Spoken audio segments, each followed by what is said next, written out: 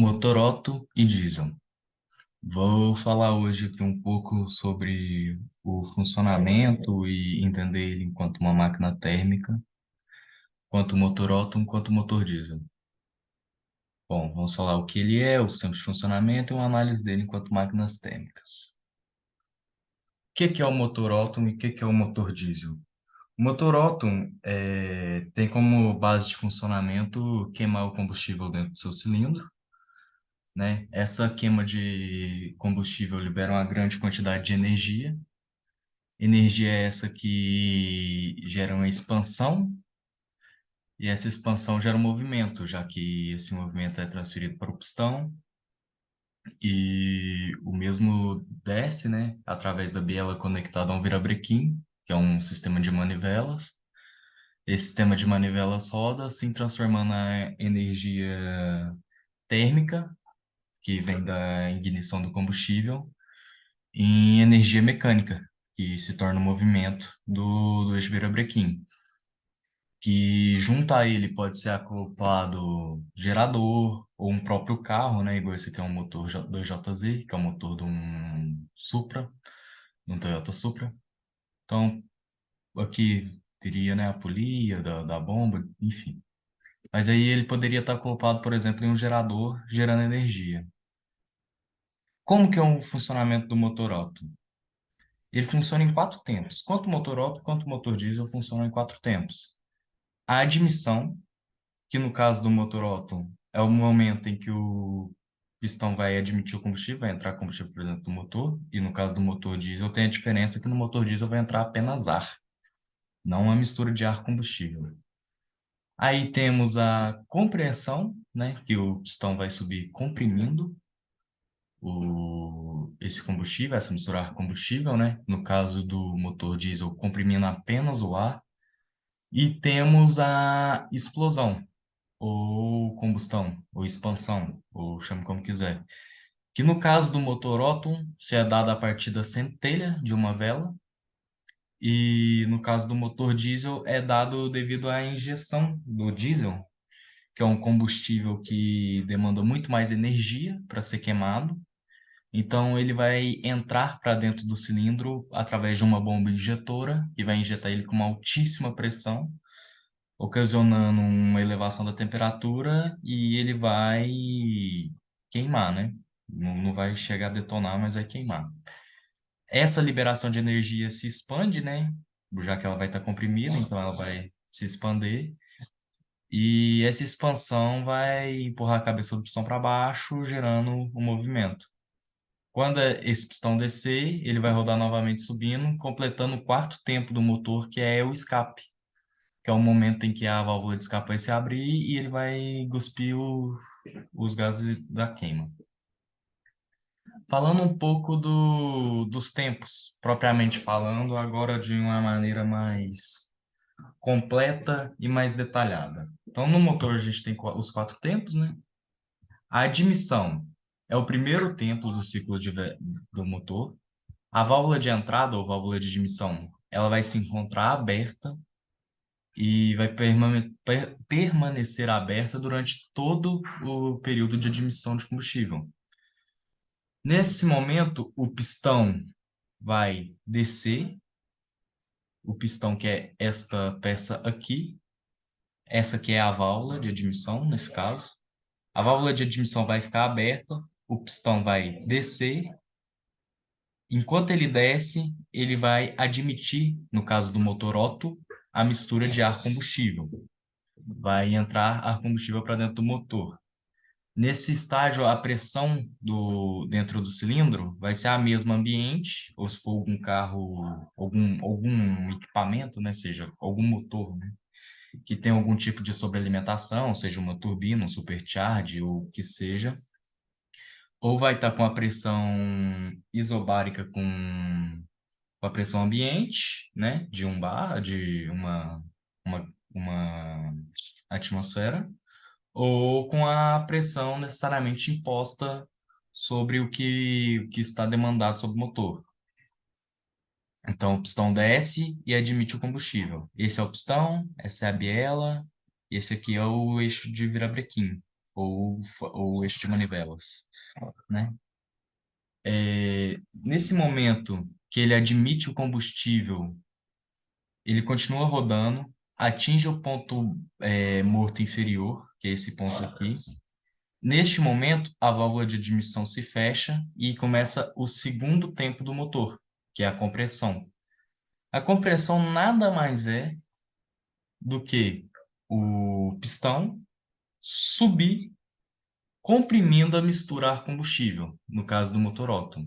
Vale ressaltar que na admissão do motor a diesel, ele não admite combustível, ele admite apenas ar atmosférico mesmo, sem a presença de combustível. Mas na hora da combustão eu vou explicar melhor. Mas aí na compreensão é basicamente as duas velas estão fechadas e o pistão levanta comprimindo essa mistura ar-combustível ou apenas o ar presente naquilo que foi admitido por ele no tempo anterior.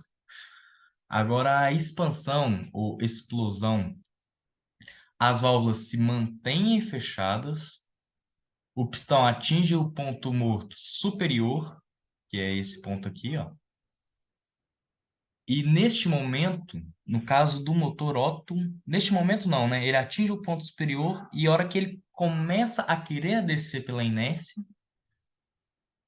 se dá a centelha da vela. A vela que, no caso, esse exemplar aqui de imagem é um motor a diesel. Não vou ter uma vela, não. Só tenho os bicos injetores. Mas a vela estaria por aqui. A vela dá uma centelha, uma faísca, uma fagulha. Essa fagulha causa a explosão do combustível dentro do motor. Essa explosão libera uma grande quantidade de energia, que grande parte dessa energia vai ser utilizada para movimentar o pistão para baixo.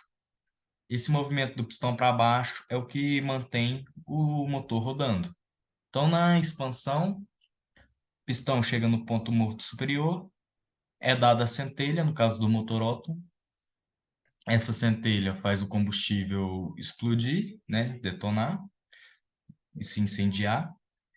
Essa alta pressão que já estava imposta pela compreensão, mais essa adição de energia da explosão, gera um aumento de volume, né? E esse aumento de volume, essa energia, gera um movimento para baixo do pistão, juntamente com a biela, né? Rodando assim o eixo virabrequim, no caso do motor Otto. No caso do motor diesel, o diesel ele é um combustível que ele demanda muito mais energia para ser queimado. E no caso do motor diesel, não tem-se necessariamente a necessidade de uma vela para que isso aconteça. Por quê?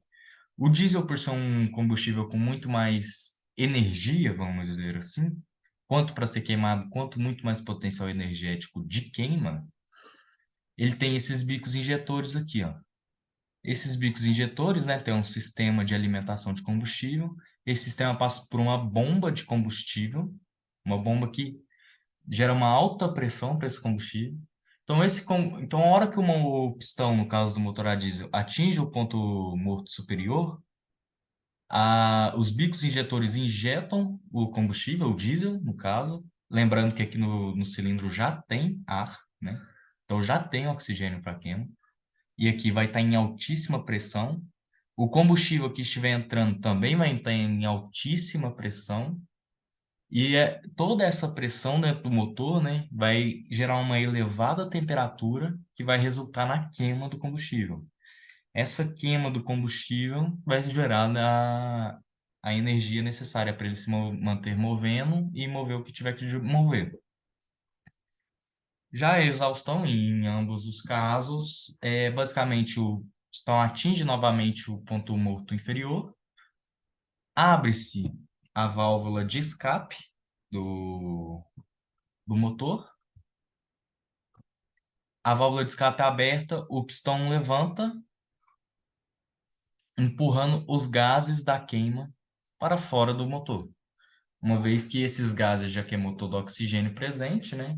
Pelo menos em teoria, e não tem mais utilidade para esses gases, eles não têm mais valor energético no motor. né? Dependendo do veículo que for, esses gases ainda podem passar por uma turbina ou alguma outra coisa que pode aproveitar essa energia ou térmica ou cinética desses gases.